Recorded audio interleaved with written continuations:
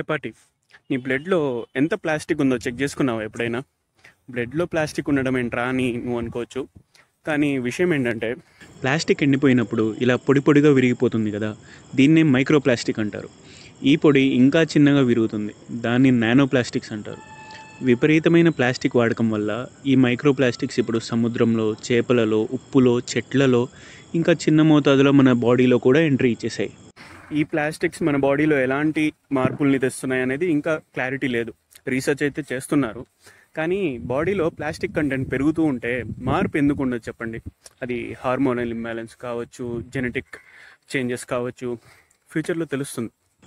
ఇలాగే ఉంటే బ్లడ్ రిపోర్ట్స్లో plastic percentage in the blood అనే సెక్షన్ కూడా యాడ్ అయిపోతుందేమో. టీ పేపర్ కప్లో తాగడం, దాహం వేస్తే వాటర్ బాటిల్ కొనేయడం, ఇలాంటి అలవాట్లను మనం తగ్గించుకోవాలి. ఇంకా నువ్వు ఆలోచించుకోవాలి ప్లాస్టిక్ విషయంలో ఎంత జాగ్రత్తగా ఉండాలి అనేది. మినిమం అంటే అందరం ప్రయత్నించగలిగేవి వాటర్ బాటిల్ క్యారీ చేయడం, ప్లాస్టిక్ కవర్స్ బదులు కాటన్ క్యారీ బ్యాగ్స్ వాడడం, ఇంకేమేం రీప్లేస్ చేయొచ్చో కామెంట్ బాక్స్లో చెప్పండి. ఇలాంటి యూస్ఫుల్ కంటెంట్ కోసం మన ఛానల్ని ఫాలో అయిపో పార్టీ.